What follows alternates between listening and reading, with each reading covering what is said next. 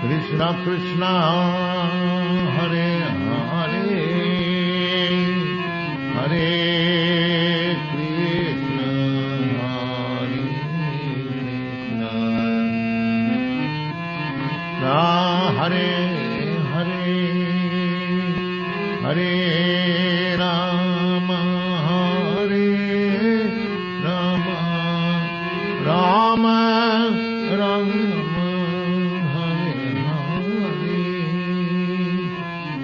Hare Rama, Hare Rama, Rama Rama, Hare Krishna. Welcome everyone.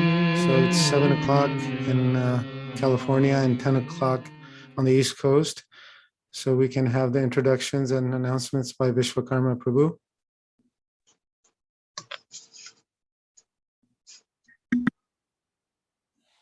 Haribol. Glories to Srila Prabhupada, everyone. Welcome to the Saturday morning Bhagavad-gītā As It Is, the unadulterated version by His Divine Grace, our Guru, A.C. Bhaktivedanta Swami Srila Prabhupada. Viśvakarmā Prabhu, your audio is a little low. Is it the microphone? Yeah, sorry there. Hare Krishna. Glories to Prabhupada, all glories to the Sankirtan mission of Sri Chaitanya Mahaprabhu.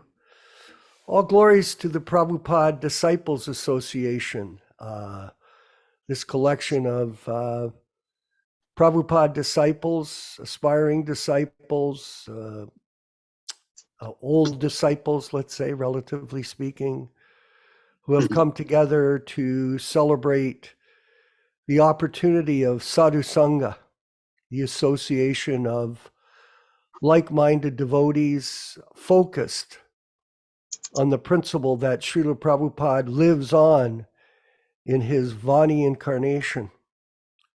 That means that Prabhupada is still alive for all of us. And it becomes apparent when you consistently stay focused on his instructions, which are to read his books carefully, follow the 4 regulated principles, and chant minimum 16 rounds every day without fail. This is, I had a message from one of our members, and he was saying to me, Krishna consciousness is a combination of many things.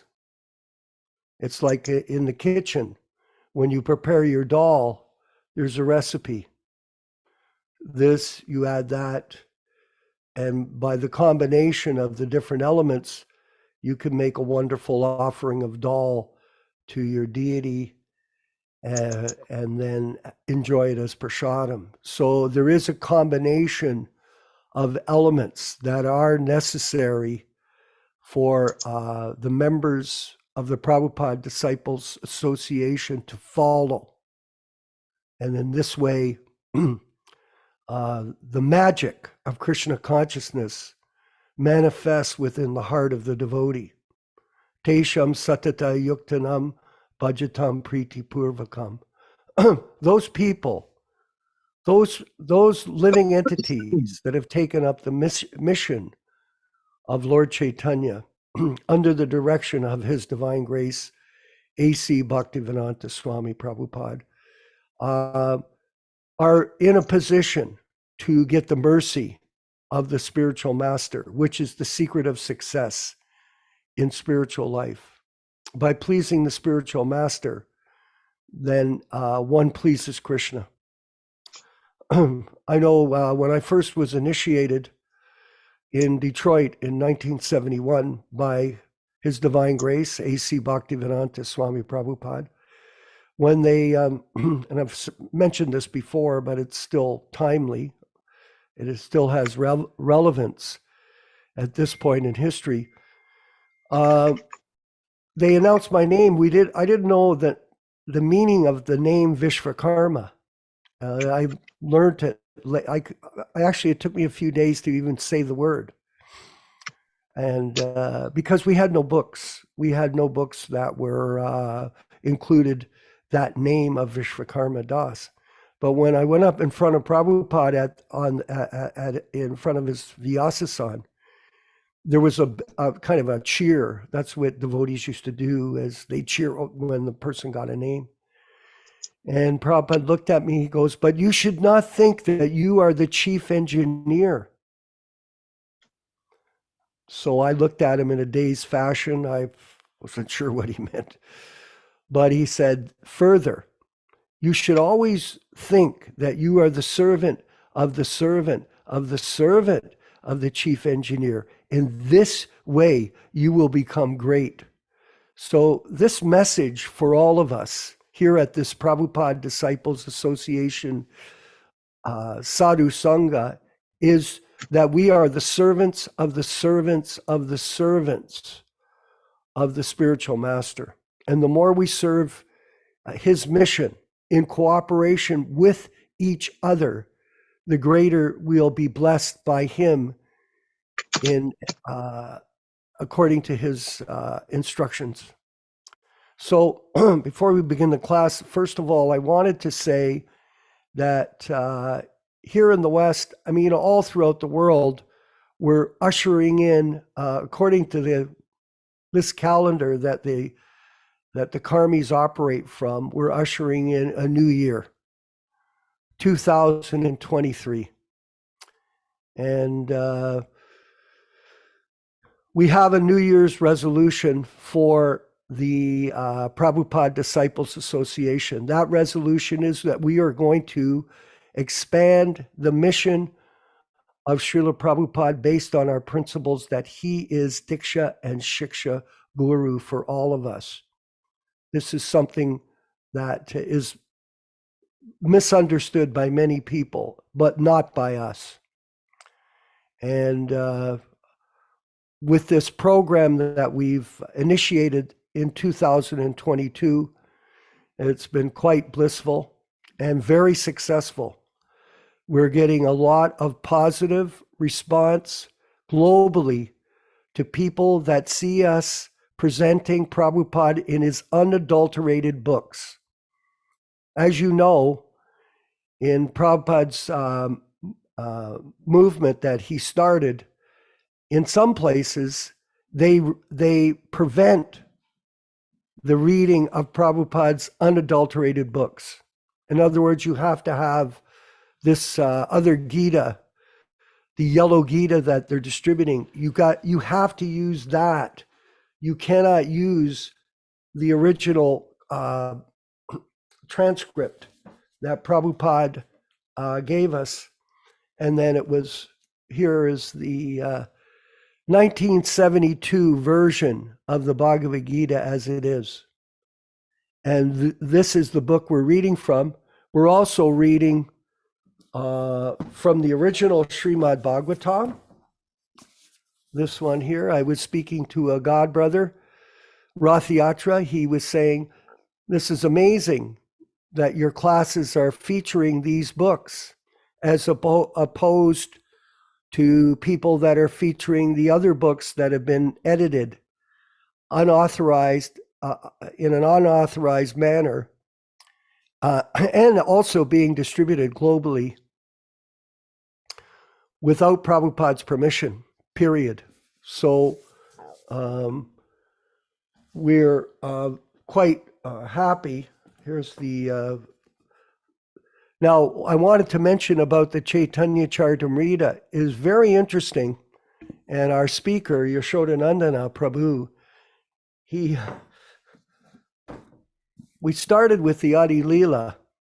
Now, we started in the classes, we started with the Adi Leela original unedited version.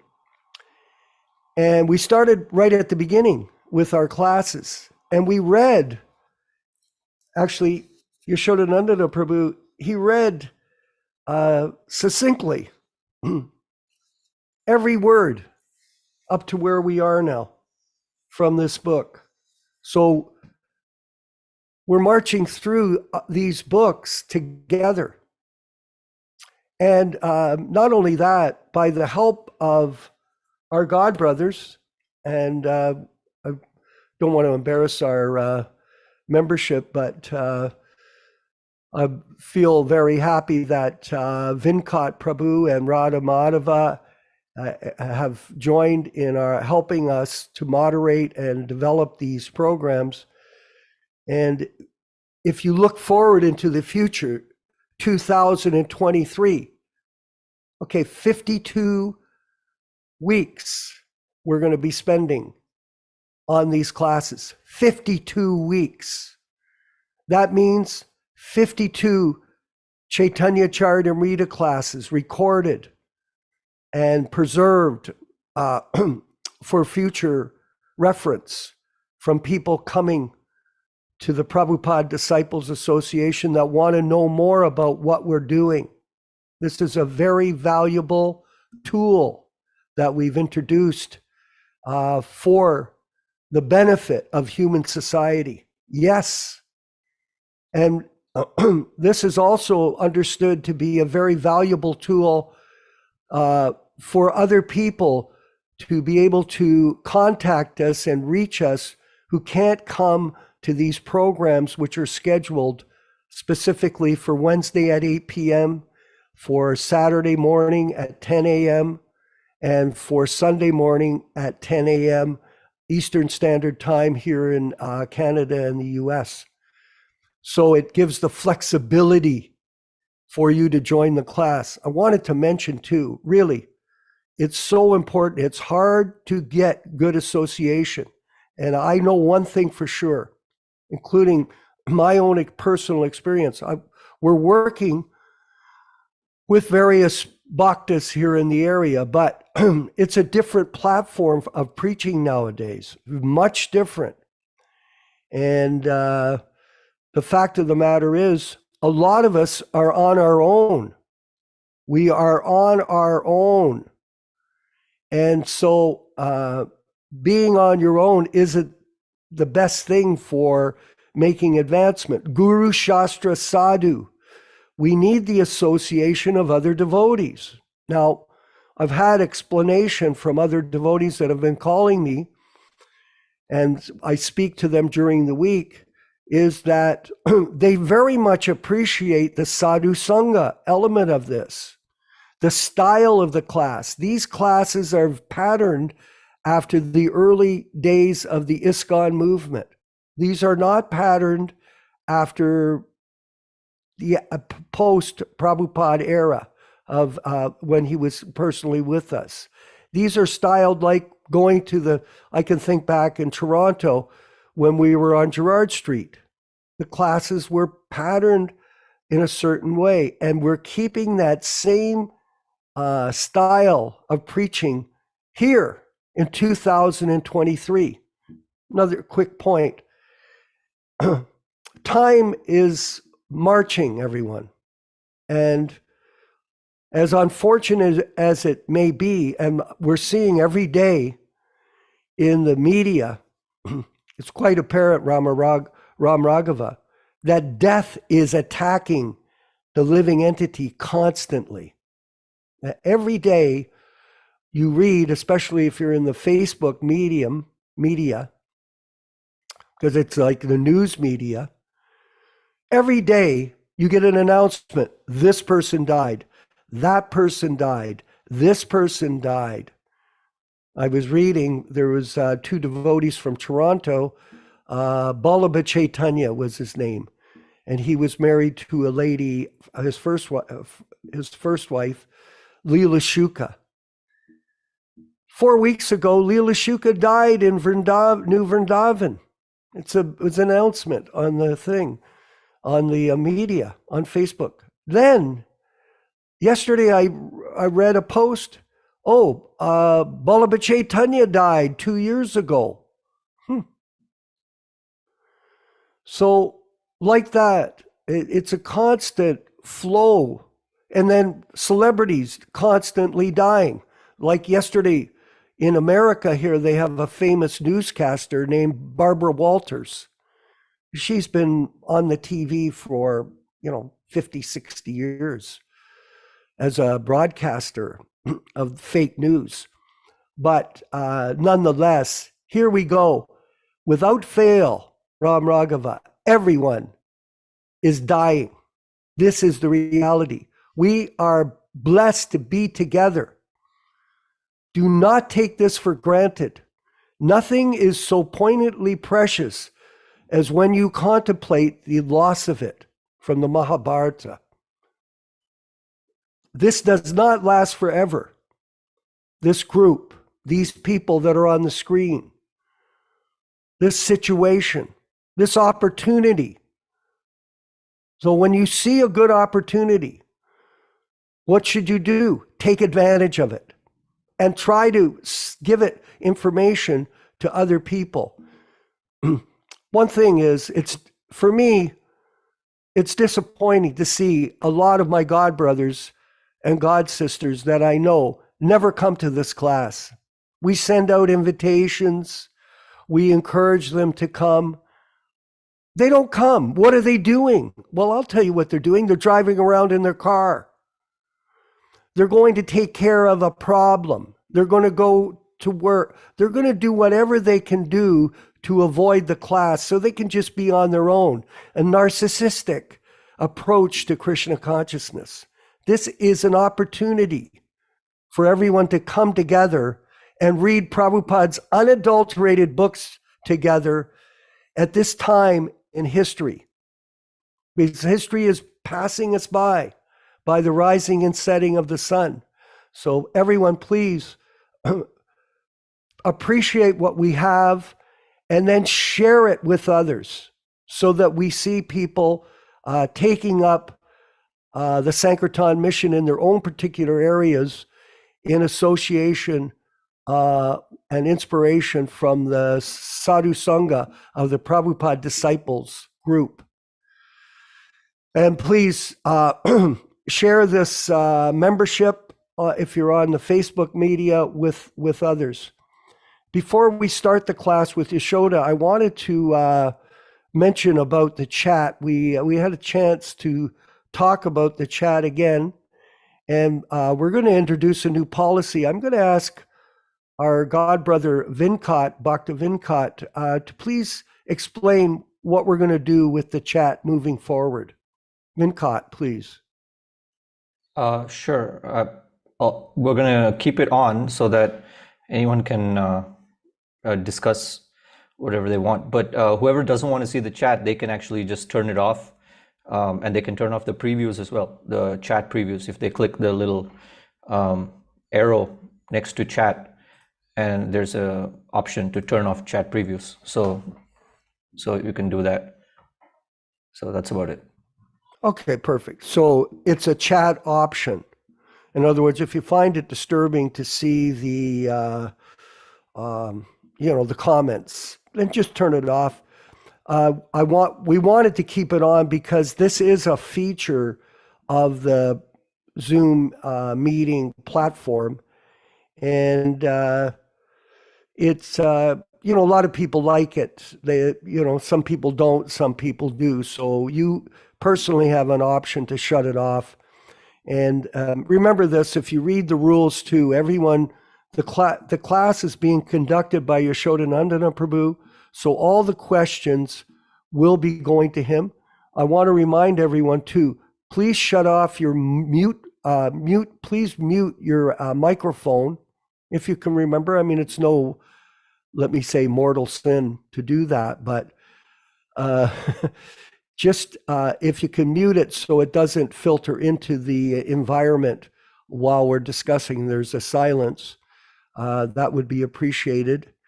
And we'll go ahead now and thank you again, everyone. Happy New Year for the Western or the modern world New Year. And let's keep marching forward as a group in the Prabhupada Disciples Association. Haribol, let's play the Kirtan of Jaya Radha Madhava, and then we'll have Yaśodā lead us in the class.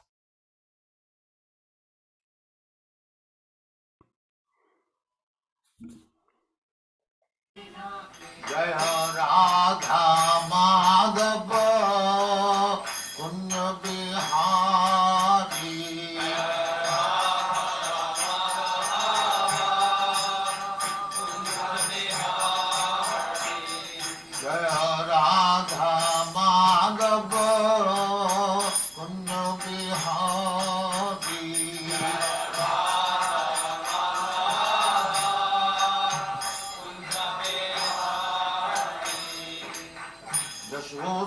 Nandana Brajajana Ranjana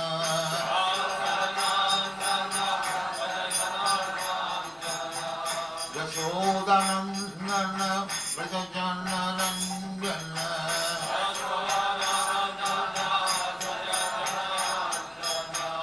Jamuna Tira Banachari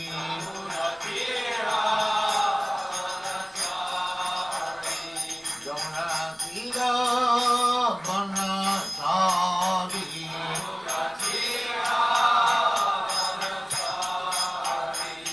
Jaya Radha Madhava Punya Bihari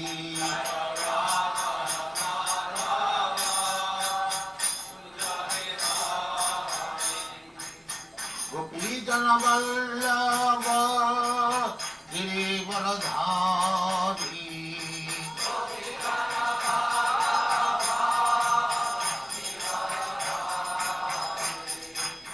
Gopijana Vallabha Girivaradhari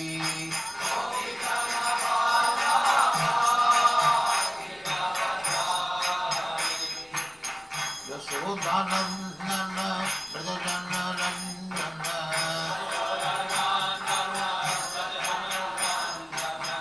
Yasoda-nandana Brajajana Ranjana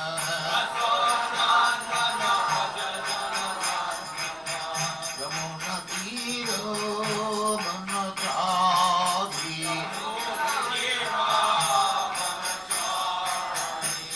Yamuna Tira Banachari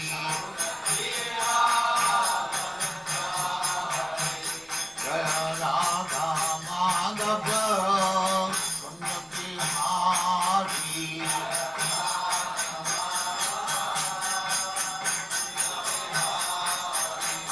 Jaya Radha Madhava Punya Bihari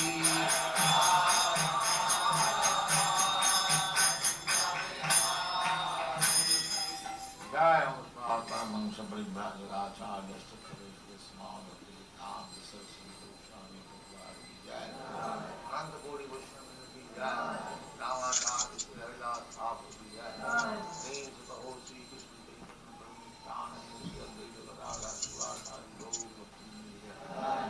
Sri Radha Krishna Bhogavna Sam Kanda Radha Kanda Om Ajnana Timirandasya Jnananjana Shalakaya Chakshurunmilitam Yena Tasmai Shri Gurave Namaha Sri Chaitanya Manobishtam Stapitam Yena Bhutale Swayam Rupa Kada Mahyam Dadati Svapadantikam Vandeham Shri Guru Shri Yuta Padakamalam Shri Gurun Vaishnavamscha Shri Rupam Sagrajatam Sahaguna Raghunatan Anvitam Tam Sajivam Sadvetam Savadhutam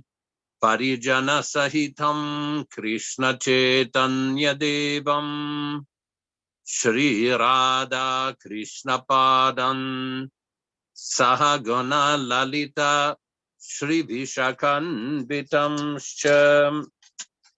E Krishna Karuna Sindhu Dinabandhu Jagatpati Gopesha Gopika Kanta Radha Kanta Namostute Tapta Kanchana Gourangi Radhe Vrindavaneshwari Vrishabhanu Sute Devi Pranamami Hari Priye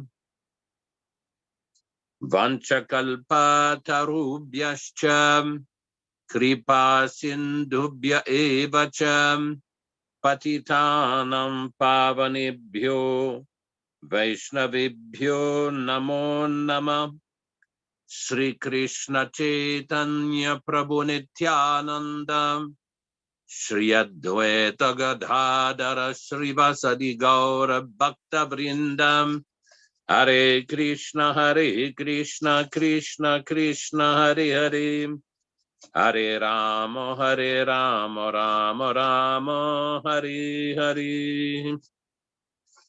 We are reading from chapter Bhagavad-gītā As It Is, 1972 original Macmillan edition, non-adulterated edition. We are reading from chapter 7,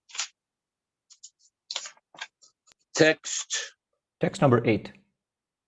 number 8. Thank you, Venkat.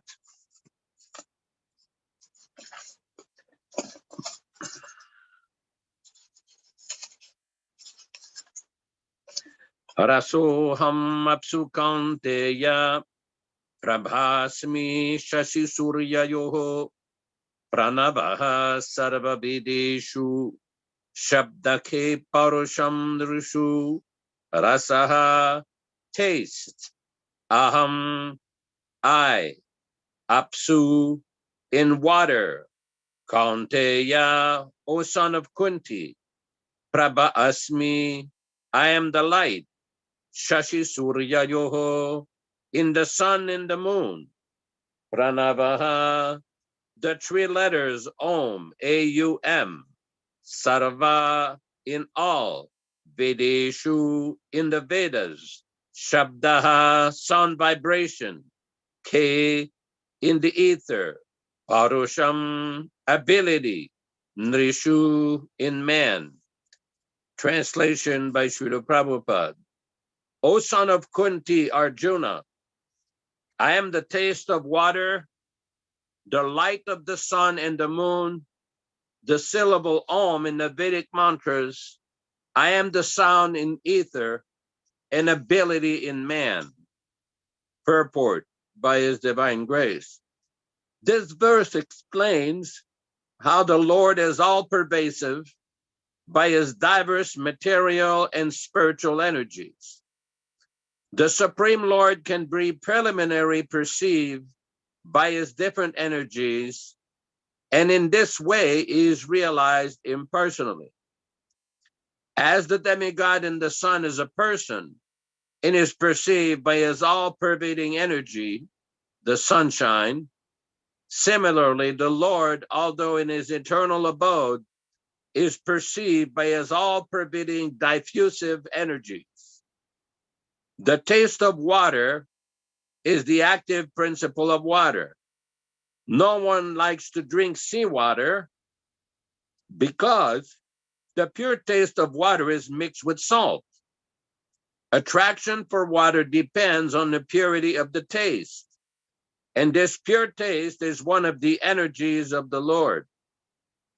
The impersonalists perceive the presence of the Lord in water by its taste. And the personalist also glorifies the Lord for His kindly supplying water to quench man's thirst. That is the way of perceiving the Supreme. Practically speaking, there is no conflict between personalism and impersonalism. One who knows God knows that the impersonal conception and personal conception are simultaneously present in everything, and that there is no contradiction. Therefore, Lord Chaitanya established his sublime doctrine, Achintya Bheda and Abheda Tattvam, simultaneously one and different. The light of the sun and the moon is also originally emanating from the Brahmajyoti, which is the impersonal effulgence of the Lord. Similarly, pranava, or the Omkar transcendental sound, used in the beginning of every Vedic hymn to address the Supreme Lord, also emanates from him. Because the impersonalists are very much afraid of addressing the Supreme Lord Krishna by his innumerable names, they prefer to vibrate the transcendental sound Omkar. But they do not realize that Omkar is the sound representation of Krishna. The jurisdiction of Krishna consciousness extends everywhere. And one who knows Krishna consciousness is blessed. Those who do not know Krishna are in illusion. And so knowledge of Krishna is liberation, and ignorance of him is bondage. Om Ajnana Timirandasya Jnananjana Shalakaya Chakshuran Militam Yena Tasmai Shri Gurave Namaha Sri Chaitanya Manobishtam Stapitam Yina Bhutale Swayam Rupakada Mahyam Dadati Svapadantikam Namaum Vishnu Padaya Krishna Prestaya Bhutale Srimate Bhaktivedanta Swami Niti Namine Namaste Saraswati Devi Gauravani Pracharine Nirvishesha Shwanyavadi Pashatya Deshatarine Bhakti Siddhanta Shishyayam Bhaktivedanta Namine Prasannaya Prashantaya Tasmai Shri Gurave Namaha Bhagavad Vandanam Khadyam Guru Vandana Purvakam Kshiram Sharkara Yuktam Kadatihi Visheshataham Sri Krishna Chaitanya Prabhu Nityananda Shri Advaita Gadadhara Shri Vasadi Gaura Bhakta Vrindam Shri Rup Sanatana Bhatta Raghunatha Sri Jiva Gopala Bhatta Dasa Raghunatha Hare Krishna Krishna Krishna Hare Hare Hare Rama Rama Rama Hare Hare. I offer my respectful obeisances unto Srila Prabhupada, my spiritual master, who has opened my eyes from the darkness of ignorance with the torchlight of transcendental knowledge. So this particular verse of Bhagavad-gītā is very interesting. Srila Prabhupada was in Australia one time, and he noticed that there were lines outside of the bars and taverns. And he quoted that verse from Bhagavad-gītā, Rasoham Apsukanteya, that one line, that if one thinks that the taste of that liquor is also originally from Krishna, he will make some spiritual advancement. Of course, we don't encourage wine drinking and these nonsensical practices. But the point is, one can connect with Krishna in so many ways. And this is very important because everything emanates from Krishna. We see in the Srimad Bhagavatam, in the first canto of Srimad Bhagavatam, the first verse, it begins, Janmadyasayataha.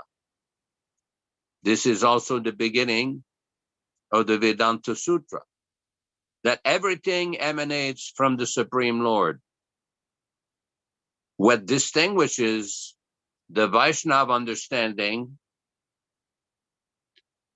from the impersonal understanding is that there is a person, this Brahma Jyoti, or the effulgence, comes from the body of Krishna. Everything ultimately comes from Krishna. So here Krishna is giving a nice explanation that I am the taste of water, the light of the sun and the moon. We see during daytime when the sun comes up, we see so many things. At night, especially when there's the full moon, everything becomes illuminated. In another place in the Bhagavad-gītā, Srila Prabhupada explains that the taste of fruits and vegetables and herbs, that comes from the moonshine, the effulgence of the moon. So this is the manifestation of the energy of Krishna, the effulgence of the sun and the moon. Next, we have the syllable Om in the Vedic mantras. Impersonalists are very fond of reciting this Omkar.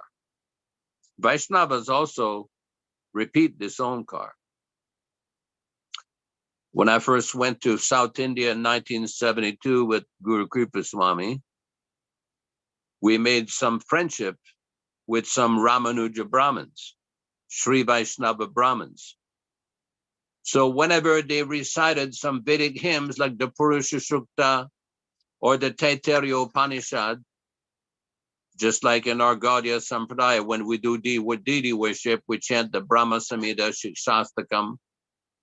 So that particular Sampradaya, they recite the Purusha Sukta, Sri Sukta, and other Vedic hymns. So they chant and they say Hari Om, that this Om is a manifestation of Lord Hari, that everything is to be connected with Lord Hari. When Ramanujacharya was debating with various impersonalists during his manifested life, he often would quote a small verse, Harihi Parayanam Param, Harihi Parayanam Param, Punar Punar Vadami Aham, Harihi Parayanam Param. That Lord Hari is the Supreme, Lord Hari is the Supreme. And I repeat this again and again, Lord Hari is the Supreme. So this Om vibration, this is a manifestation of Lord Hari, of Lord Krishna. Next it says, I'm the sound in ether. Sound travels through the ether. An ability in man. Sometimes we see that certain human beings are endowed with unique abilities, very special abilities. I saw one time my son, he brought to my attention that there was one big wrestler from India. I think it was from Punjab. I did not see, but he pointed out to me one time. He said, show me, oh, this person is very, very strong. I think they call him the Great Kali or something. Like 7'3", this massive amount of muscle. He could lift another human being with one hand. So this person had certain wrestling abilities that are way beyond probably most of us. Surely for most of us. Then also we see certain people are highly intelligent, almost like geniuses. Certain persons have certain abilities in the sports world. So these abilities are manifested from Krishna. I heard one time that one devotee asked Srila Prabhupada, how did this Ravi Shankar learn to be so expert with the sitar? And Prabhupada said, that is because he's been doing this for 7 lifetimes. Devotee says, oh. So we do not know exactly. We know that ability comes from Krishna. It is given by Krishna. But it may also be due in this material world to some past activities. So what we have to do in this life is concentrate on how to use our abilities to serve Krishna with loving devotion. That is the idea. That is the principle. Srila Prabhupada used to often quote this verse from the 7th canto of Srimad Bhagavatam.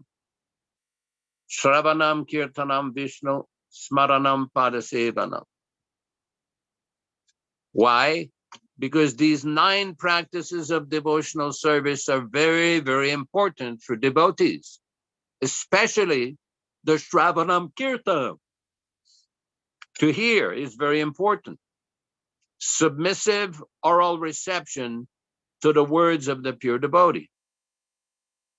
We see in the Bhagavad-gītā, after Krishna gives all of his instructions to Arjuna, in the 18th chapter, he's telling him that now you can deliberate on this, and yate chasi tata kuru, you can choose to do what you want.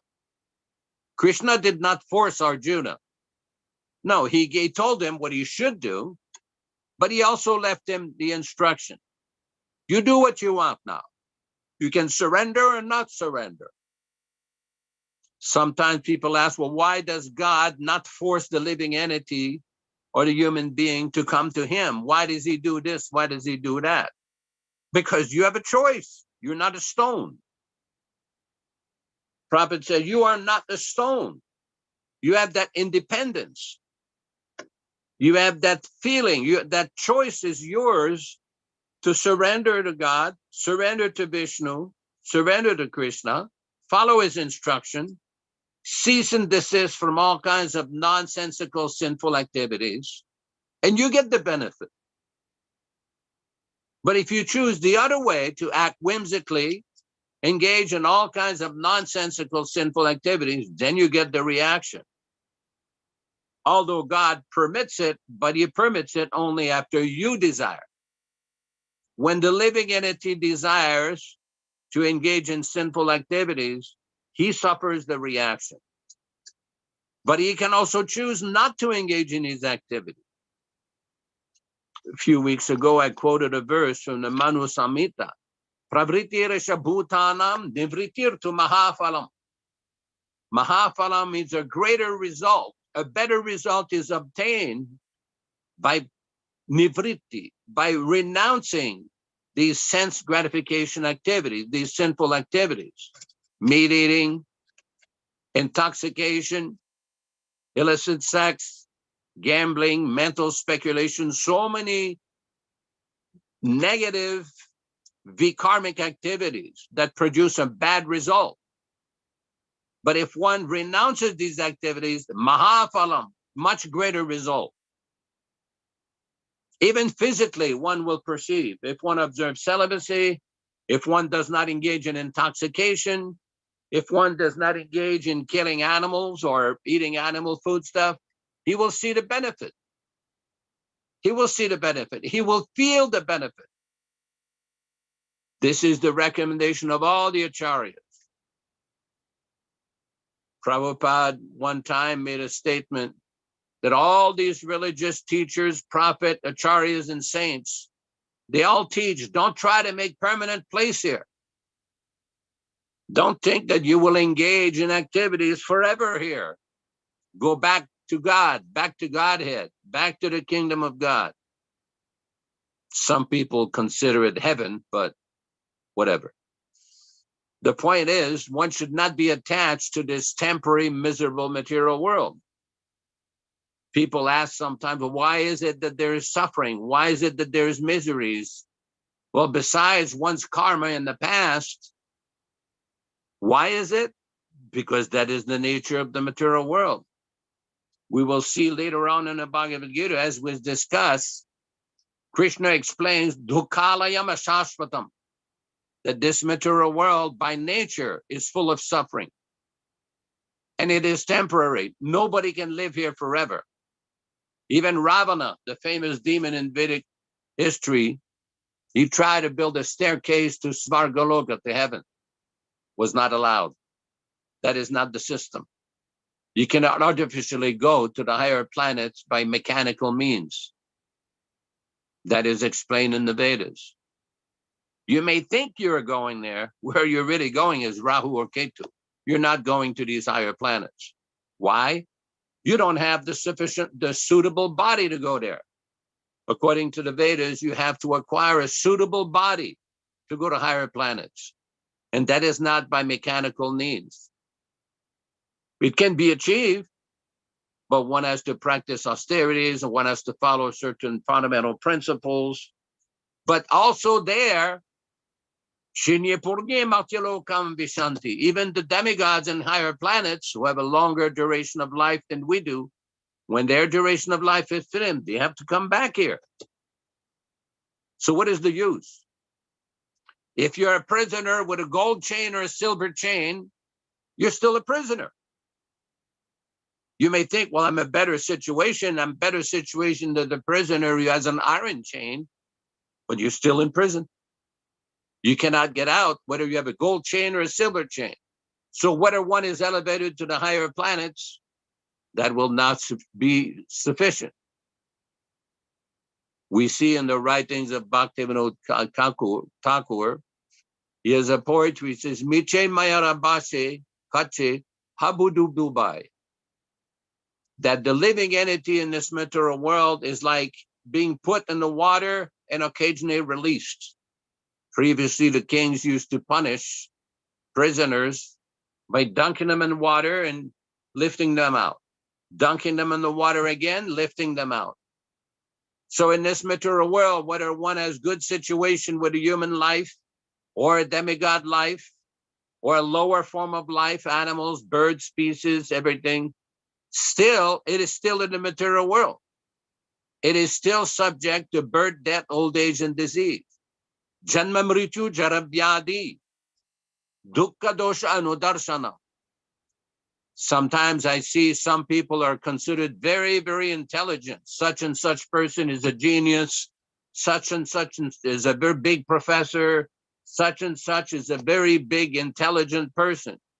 But Bhagavad-gītā defines intelligence as the ability to see the problem and the danger of birth, death, old age, and disease. Dukkha dosha anudarshanam. To see the problem with that is considered intelligence. Not to make plans to stay here or try to make a better situation here. That even if one tries to make a better situation here, you cannot live forever here. That is why in the Vedas, it says, Tamasima Jyotirgamaya. Come out of the darkness, go to the light, go to the spiritual realm, to the spiritual world.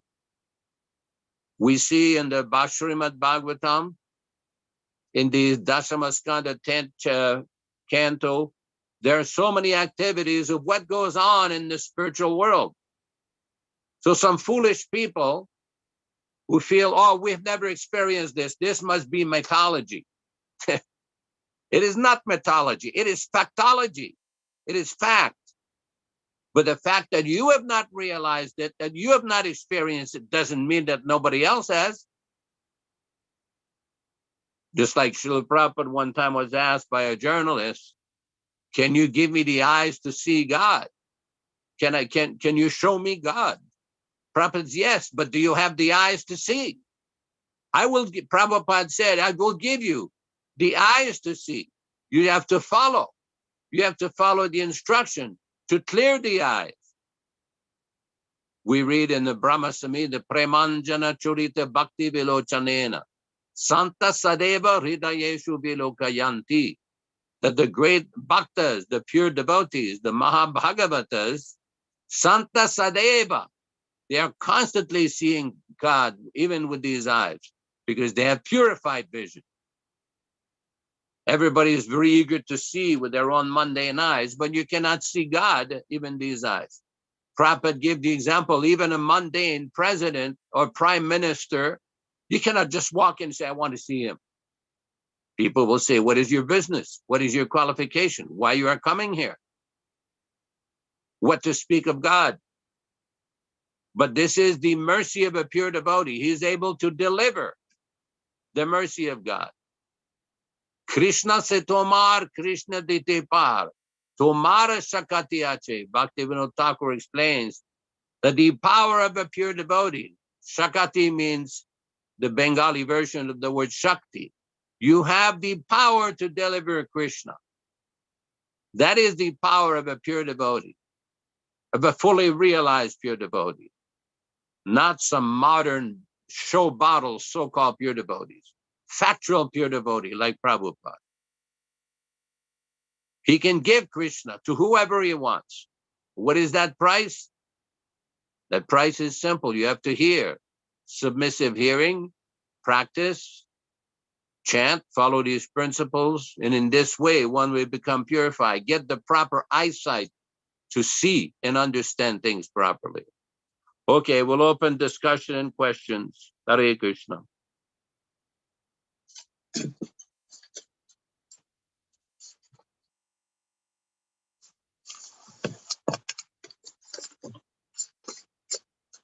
Anybody has any question? Dr. Venkat has a question. Yes, Hare Prabhu. Krishna, Venkatji. Hare Krishna. I had a question. You mentioned, we know that the material world is full of suffering. My question is, I don't really expect any simple answer, I guess, but why is the material world full of suffering? Why did Krishna design it this way?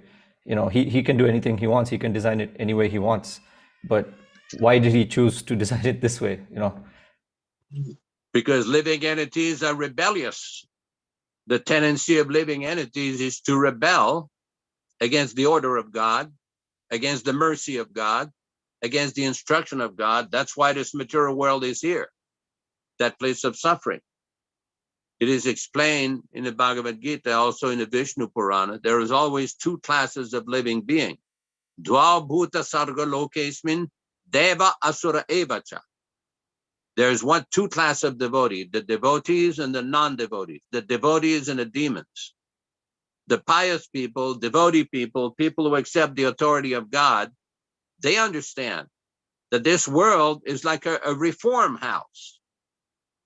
Prabhupada used to often give the example that the government doesn't like to spend money on prison houses or jail houses, but it is a necessity because they know there will always be a class of persons who will have the tendency to commit criminal activities and disobey the law of the government. Therefore, for them, the jailhouse is there. But there's many, many living entities outside of their jailhouse who follow the laws of the government, follow the regular course of activity. So that tendency to misuse the independence that is given by God and to engage in sinful activities, that is the problem. It is not God's fault. But it is the fault of the living entity who misused the independence.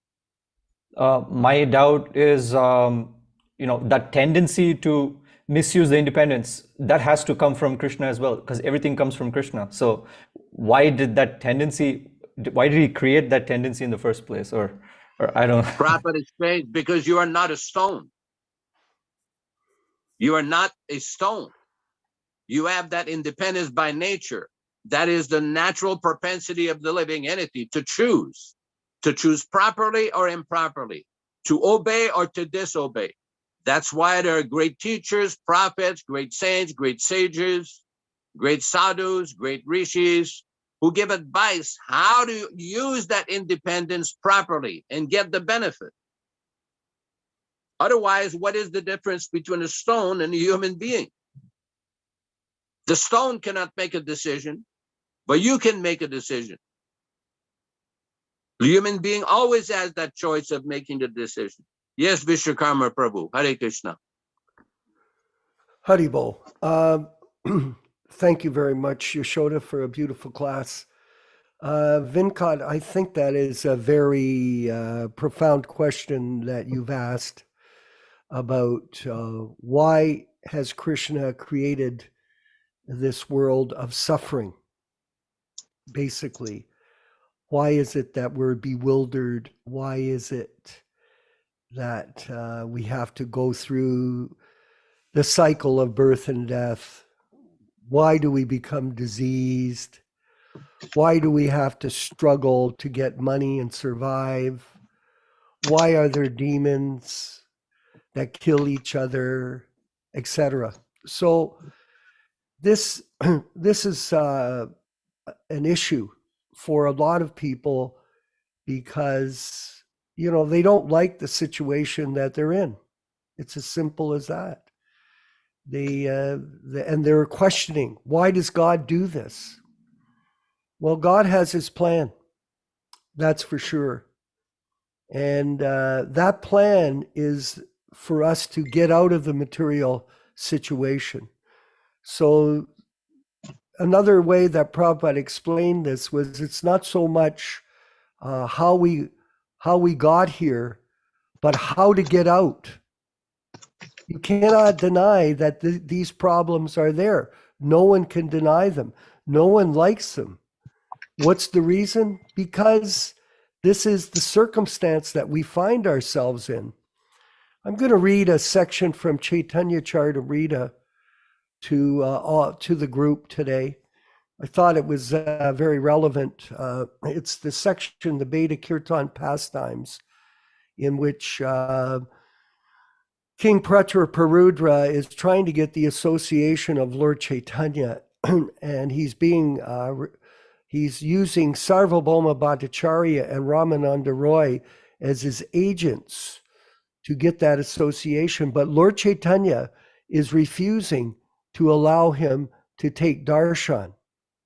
So Prabhupada mentions here in the purport in text 89 of chapter 11. Narottam Das Thakur, honoring the personal associates of Lord Sri Chaitanya Mahaprabhu, has sung as follows. One who is intelligent understands that all the personal associates and devotees of Lord Sri Chaitanya Mahaprabhu are ever liberated. This means that they do not belong to this material world. Very interesting. Even though you're within the body, Vinkat, if you're properly situated, you're not really in the material world any longer. You've already been emancipated. This means that they do not belong to this material world because they are always engaged in the devotional service of the Lord. One who is engaged in the Lord's devotional service 24 hours daily and never forgets the Lord is called Nitya Siddha. Rupa Goswami also confirms the statement, Iha Yasya Harer Dashe Karmana Manasa Gira Nikhilasvapi Avastashu Jivan Mukta Sauchate. A person acting in the service of Krishna with body, mind, intelligence, and words is a liberated person, even within the material world. Although he may be engaged in many so-called material activities. Bhakti Rasamrita Sindhu 1-187. A devotee is always thinking of how better to serve Lord Krishna, the Supreme Personality of Godhead, and how to broadcast his name, fame, and qualities throughout the world. So this is the criteria. One who is Nitya Siddha has no business other than broadcasting the glories of the Lord all over the world according to his ability. Such people are already associates of Lord Sri Chaitanya Mahaprabhu. And we can see, just a brief comment here, that if a devotee is constantly studying Prabhupada's books, and especially if he has the mercy to read Chaitanya Charitamrita, he can feel the association of the Sankirtan mission and his participation in it by the mercy of Krishna and by the mercy of Sri Chaitanya Mahaprabhu. So even though he's in the material world, because he's focused on the Sankirtan mission of Lord Chaitanya, he's no longer subjugated by the pangs and miseries of material life. Therefore, Narottam Das Thakur says, Nitya Siddha Kari Mane. One should not think that because Sri Chaitanya was personally present 500 years ago, only his associates were liberated. Rather, Srila Narottam Das Thakur says that anyone, very vital here, is a Nitya Siddha if he acts on behalf of Sri Chaitanya Mahaprabhu by spreading the glories of the holy name of the Lord. We should respect those devotees, Prabhupada says, preaching the glories of the Lord as Nitya Siddha, and should not consider them conditioned, Bhaktaran Singh. Mam chayo vyabhicharena bhakti yogena sevati sagunan samatityaitan brahma bhuyaya kalpate. Bhagavad-gītā 14, chapter 14, text 26. One who has transcended the material modes of nature is supposed to be on the Brahman platform. This is also the platform of Nitya Siddha. The Nitya Siddha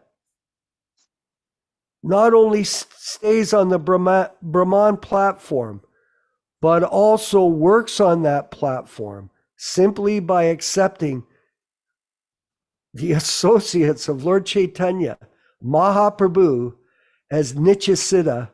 One can very easily go back home, back to Godhead. So this, in essence, is explaining what our position in this world is as followers of Srila Prabhupada. Because if we follow in his footsteps, we are taking the path of pure devotional service to our spiritual master, and that will give us liberation even within the confines of this miserable material body. Yaśodā-nandana, please. I believe somebody else had his hand up. Bala Ganesh Bal Prabhu Ganesh? had a question. Yeah, Somebody Hare- named Bal Yeah. Ganesh, somebody? Yes, Prabhu. Yes, Prabhu. Hare Krishna, Prabhu. Dandavata Pranam, Prabhu. Hare Krishna. Can you hear me, Prabhu? Hare Krishna. Am I audible? Yes, It's a go little ahead. difficult to hear you. Speak clearly and slowly. Okay, Prabhu. Okay, sure. Yeah, my question is from the purport, Prabhuji. So I could not clearly understand the difference that Prabhupada is making on impersonalists and personalists. Means Prabhupada says that practically there is no conflict, but actually there is a lot of conflict and they are offenders, impersonalists. And also one more question is like why they are fearful of addressing the Supreme Lord by his names. And that's why they use Omkara. So that these 2 points I'm not able to understand clearly, Prabhu. Can you elaborate on that? Well, the fact is Prabhupada makes many statements about impersonalism, about the followers of Advaitavad, and we have to see things in the proper context.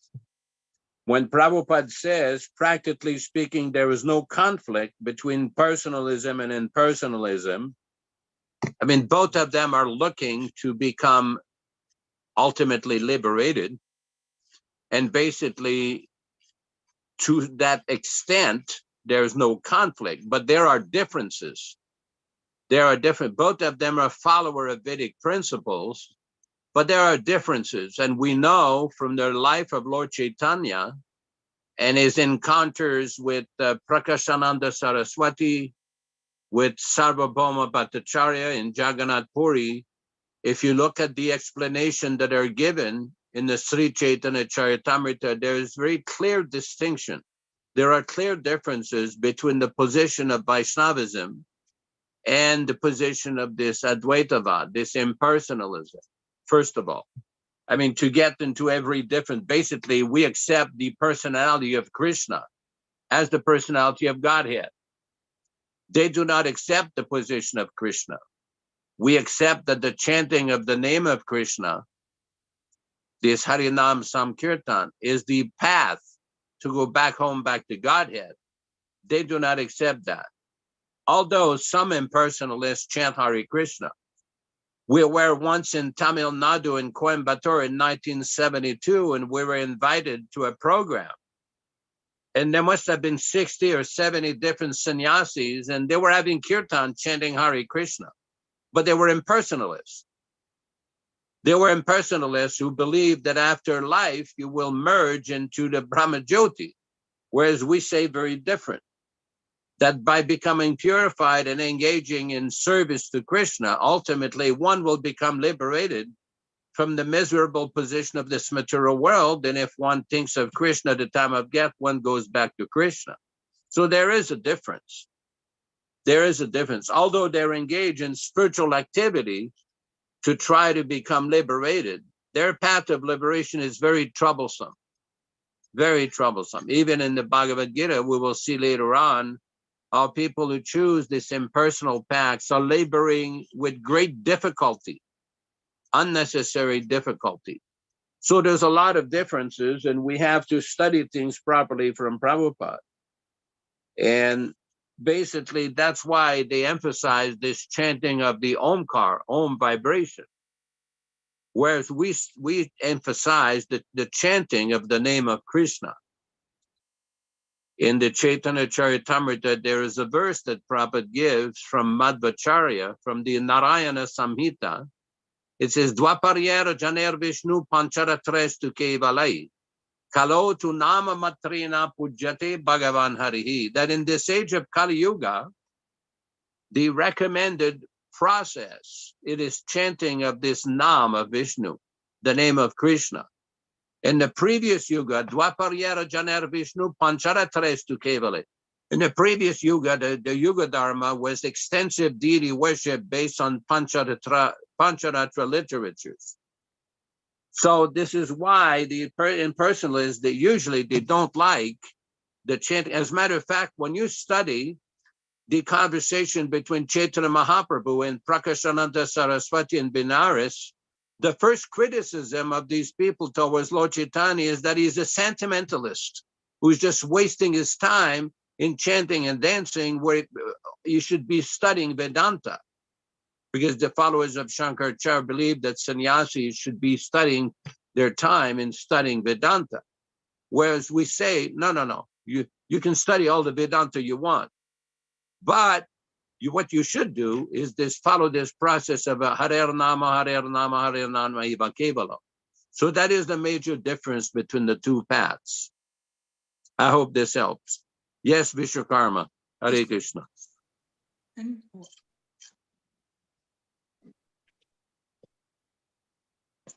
Not understand. Viśvakarmā? Ram Raghava, please, first, then I'll speak. Thank you. Oh, you got your hand there. Okay. Hare Krishna. So along the lines of the question that Bhaktivedanta Prabhu was asking, I had this discussion with my son the other day too. His thinking was, why didn't God make the material world without suffering? But we discussed also that so much of the suffering is caused by the living entities in this material world. Now, is there anywhere in the Shastras where it's explained when the living entity first falls from the spiritual world, does the living entity start off as a demigod and then, due to sinful activity, create more suffering and then sink lower and lower in the material world, lower species, lower planets? Is that anywhere explained? There is a reference in one conversation where Prabhupada said living entity first starts in the body of Brahma, then goes back to other forms. But ultimately, in this material world, Prabhupada many times explained that the real issue is how to get out, not trying to figure out how we got here. And Prabhupada gave the example one time, if you fall in the ocean, the major imperative at the moment is to get out of that precarious position, not to try to speculate, how did I get here? Why this, why that? I mean, I can appreciate the nature of the inquiries, but ultimately, it's just like one airline pilot one time asked Srila Prabhupada, why is there evil? Prabhupada says, evil is the back of God. Evil, when people disobey the instruction of God, that's why there is evil. It's not that God is evil. It's that living entities who disobey the instruction, who disobey the order, that's why there is that problem. Now, as far as why this material world is created, that's the way it is set up. I mean, somebody can do the research and look at all these statements, for example, good and evil, or creation, evil, or put a combination of words. There's many different explanations from Srila Prabhupada. But you will find that many places, Prabhupada didn't really get into this, why it was created. Every time Prabhupada emphasized the need to get out, the need to come out of that situation. So that's all I have to say. Yes, thank you. Hare Krishna. Further, to expand on that point is to understand what is the difference between acting on the material platform with material senses and acting on the spiritual platform using our spiritual senses. So in Krishna consciousness, we learn from the pure devotee how to eat, for example. In other words, the karmis they just eat anything because they have no knowledge of the purpose of human life. So this leads to all kinds of confusion for them. They drink anything. They do anything they please with their senses in this pursuit of material happiness, Vinkat. So it's like a manifestation of the false ego. How serious is the false ego? Well, it can bewilder you for millions of years. That's how serious it is. The false ego is that desire to lord it over the material energy. And in our cases, we see all these karmis that accumulate billions of dollars. It's not a small thing, it's an obsession where they think, if I get this money, if I have this fame, if I have this material power, I'll be happy. Will they be happy? No. So it's a manifestation of the false ego that's causing this bewilderment. The person is bewildered by their false ego. False identity with this bag of stool, pus, and urine. It's a pathetic state we're in. We're in a prison house. How will we get out? It's very difficult. But as I was reading previously, the person can become jivan mukta by liberated while they're within the body by the constant engagement in devotional service. And in our case, it's the transcendental mission of Lord Chaitanya that's been given to us by His Divine Grace A.C. Bhaktivedanta Swami. It's a legacy, an opportunity to get the mercy of the disciplic succession by presenting the authentic teachings of Lord Chaitanya through the lips of the pure spiritual master, A.C. Bhaktivedanta Swami Prabhupāda. That is our mission. Now, I wanted to read to all of you this very profound message from a conversation between Srila Prabhupada and one of his disciples that I had a chance to read. And I think it's very relevant to this talk today. Devotee asked the question to Prabhupada. When somebody is dying and his external consciousness is completely absorbed in all kinds of terrible bodily symptoms, how is it that a devotee remembers Krishna? It's a very good question. I know that when I'm sick or I've been sick, I've had cancer and all kinds of other diseases in my life. Although I try to remember Krishna, sometimes the pain, the suffering, it's so hard on the spirit soul that you kind of lose your perspective on Krishna consciousness. So here we go.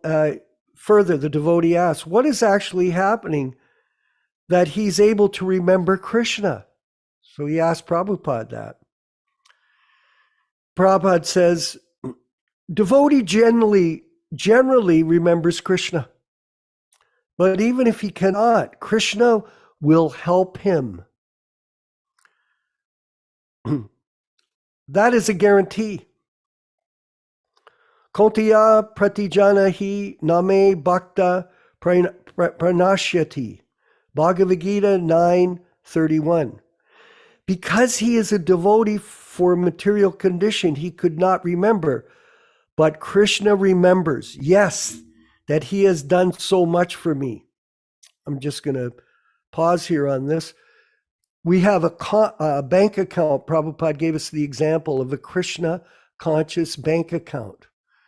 And so every time we perform devotional service, we get these credits in our Krishna conscious bank account.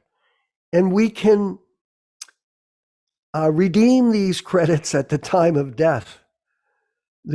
On this path, there's no loss or diminution. And any amount of advancement can save one from the greatest amount of fear, which is to forget Krishna at the time of death, because then we're subjected to all kinds of difficulty, Venkat. We don't know what's going to happen to us in the future. Like Prabhupada says here, because Krishna has taken charge of him, even he does not remember Krishna. Still, Krishna is there. Krishna will not forget your service. Devotee. Then the devotee quotes, I carry what you lack and preserve what you have. Prabhupada responds, ah, yes. One should maintain his faith that Krishna will give me protection and my duty is to serve him. That's it.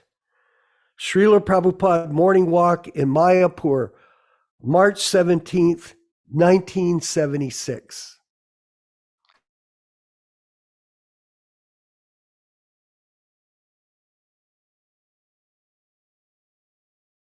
Yaśodā-nandana, please comment.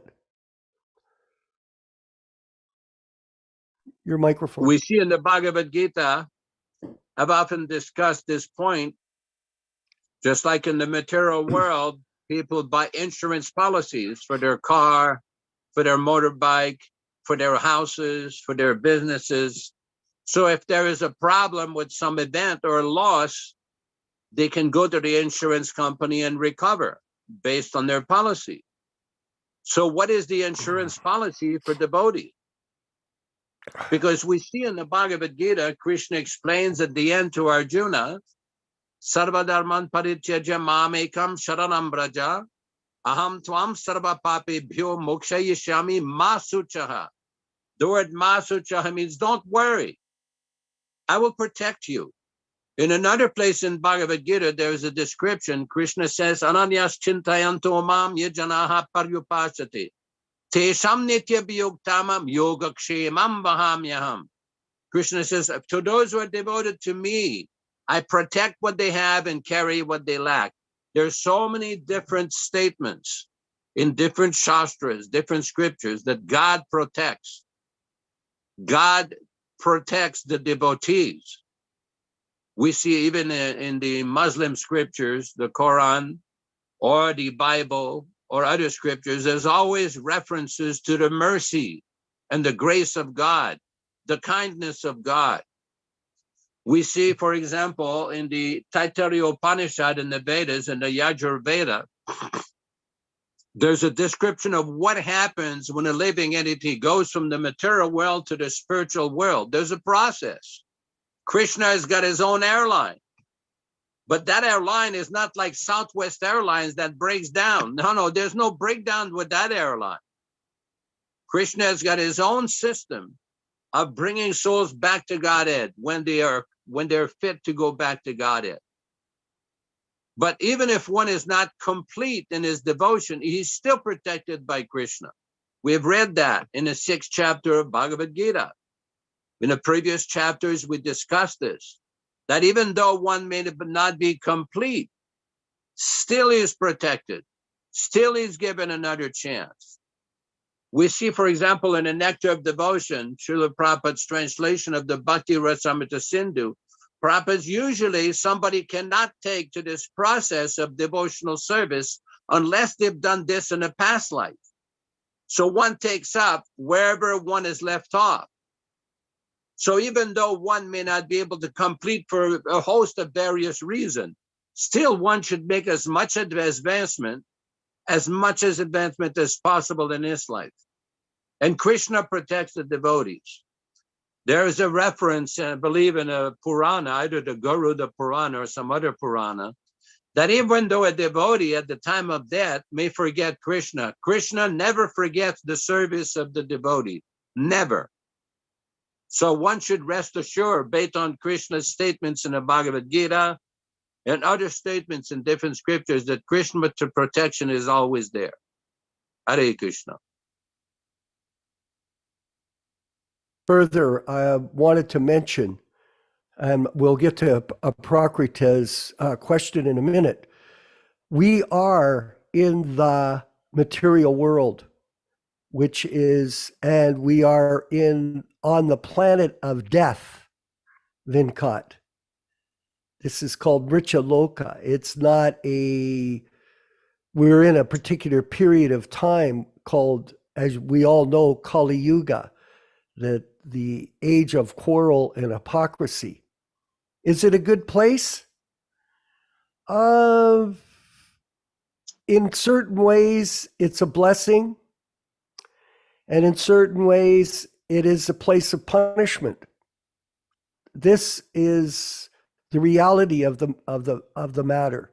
But due to the fact that we are affiliated with the pure devotee who is propagating the Sankirtan mission of Lord Chaitanya, we are in the most auspicious position of anyone in the universe. And if we take advantage of this opportunity, and especially in our group, the Prabhupada Disciples Association, to promote the Sankirtan mission according to Prabhupada's teachings, then we'll be liberated even while we're in the confines of this body. Aprakrita, Prabhu, I hope we didn't lose you. Ananda Basha, or Aprakrita, Prabhu. Aprakrita, please. Okay, can you hear me? Yes, we can. Thank you. Good. At the beginning, Viśvakarmā, you are talking about devotees on Facebook quit their body, okay? And I just received a message a few minutes ago from a friend. She told me that Iran Mai, do you remember her? She was the wife. She is the wife of Priya Bhakta. Oh yes. Priya Bhakta is a brother of Priya Bandhu. Okay, probably quit our body today. And no, this is the news. Okay, that's it. No? Let's see. We are whole also. The dead is coming for us. Okay, Viśvakarmā, you have my age, 75. It's coming soon. My brother also is afraid like that. No, he's 71. He always, every day, talking to me about death every day. He's afraid like that. You know, we don't like this moment. We don't like to quit our body because we are still taking of this body. But anyway, we did many things for Krishna, and probably Krishna will protect us at the end. Okay. All right. Hare Krishna. Thank you very much to listen to me. Okay. I will. Thank you, Prabhu. Yes, Mataji, under Bhashya Mataji, please go ahead. Yes, Prabhu. When you were saying that that the Lord sends his airplane, it reminded me of something I had heard, and I just wanted to bring it to you because I don't remember where I heard it, but it's always stayed in my heart that if you make it, there, that you'll be put in the pastimes of Radha and Krishna, and then your mind will be like monitored. They'll see if you're thinking, oh, great, this is where I belong. They recognize me. Or if you will be humble and say, what am I doing here? I don't belong here. I don't deserve this. Have you heard that? Is that somebody maybe made that up? Or? No, there's a statement in Prabhupada's books that when a devotee is perfect, before he goes back to Goloka Vrindavan, he is placed in one universe where they will be active in a relationship with Krishna and Krishna's pastimes and whatever relationship they have. And then in the next life, they'll go back to the spiritual world. There's a statement like that in a conversation or in a book somewhere. There's a statement that Prabhupada made. Bhaktivedanta Prabhu, somebody from the YouTube live stream has a question. Yeah, I was just replying to that. Sorry, just one second. I guess it's a little off topic from our discussion today, but the question was, it's often said we can use our talents in Krishna's service. But it can be seen presently that devotees use their talent in Krishna service, but it seems a bit perverted. For example, they do rock band. I mean, they're good at rock music, so they start a rock band. So how much is it correct? Like is that correct? So that was the question. Okay, let me respond to that. If you're a musician, for example, and you have a talent for music, then you can dovetail that. That's logical. You're supposed to use your talents and abilities to serve Krishna. Now the question is, what kind of music are you going to do? You have to take advice from others that are musicians or devotees and focus on the proper music to represent. For example, in my particular case, I've been a musician all my life, basically. Now, I've been recording different songs, but they're only the Hare Krishna mantra. I'm not writing bhajans and things like that. First of all, because I'm not qualified. And secondly, trying to stay consistent in order to get the message of Hare Krishna in a format that some people can start the chanting and eventually take up the chanting based on how Prabhupada taught us how to chant, because Prabhupada was an exceptional musician. Like I have an example here in the Hamilton Yatra of having people over for a program and we're working in the kitchen. So I put on the chanting of Hare Krishna for them. They're new people. And I was playing the Hare Krishna Jamaica song that I released, that I got people in Jamaica to record with me who were not devotees, but they wanted to help do this chanting. They liked it. So subsequently, since then, these people that were coming to the program, the lady sent me a message yesterday that she was taking care of her pets, and they were playing the kirtan for them. And I listened to the kirtan, and the kirtan was the original kirtans that Prabhupada chanted in 1967. So it's our hope that it's a stepping point so that people will get to the sources of our mission, which is coming from Srila Prabhupada.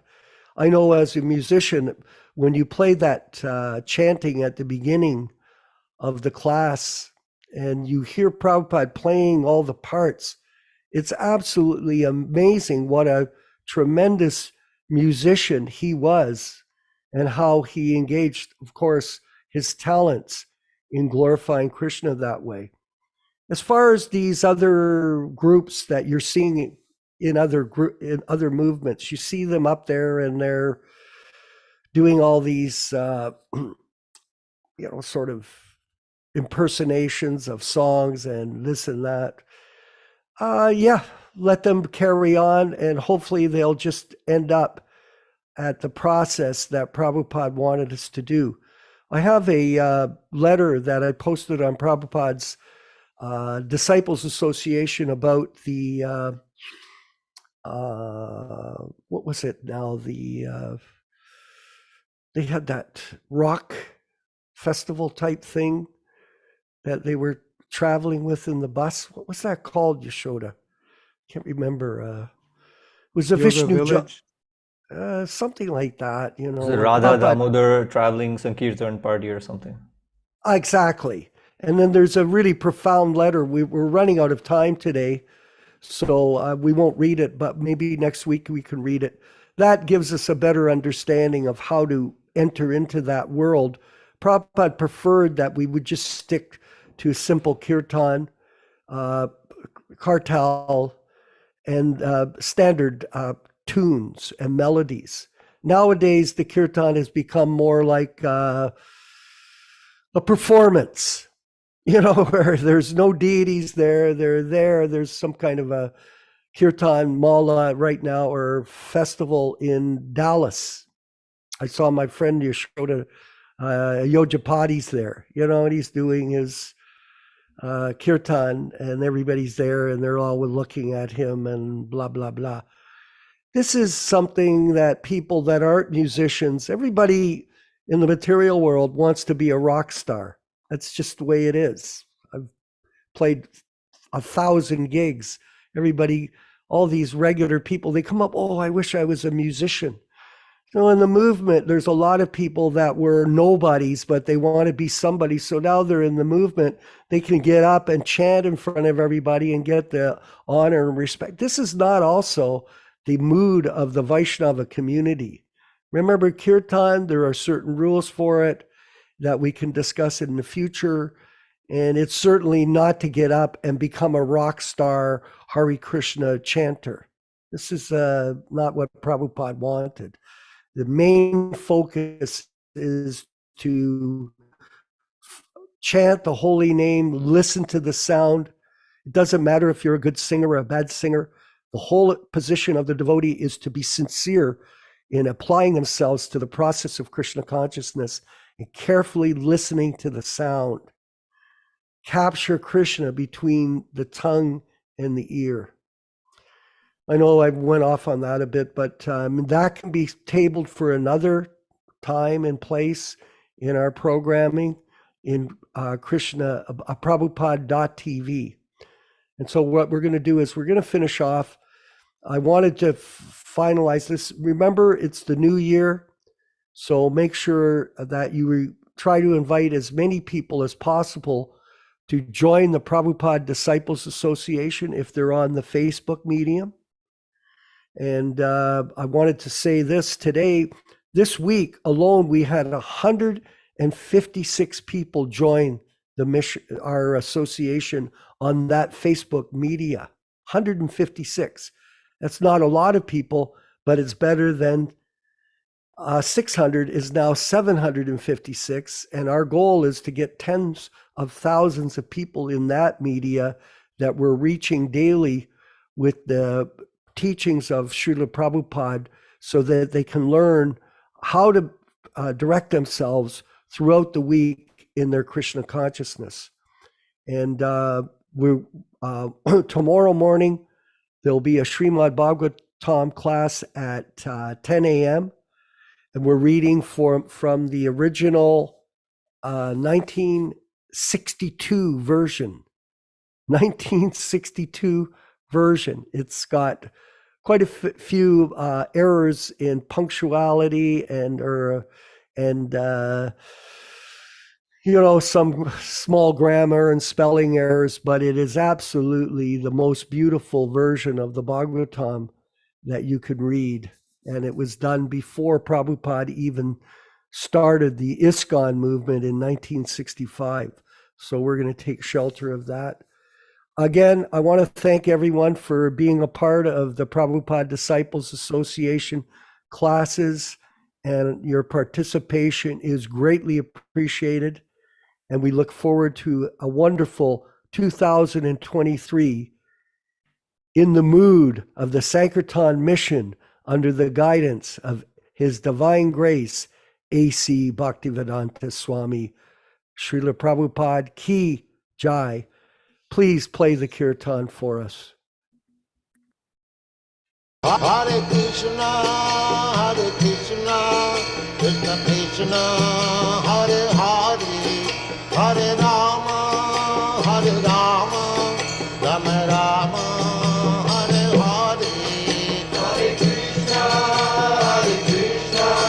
Krishna Krishna, Hare Hare, Hare Rama, Hare Rama, Rama Rama, Hare Hare.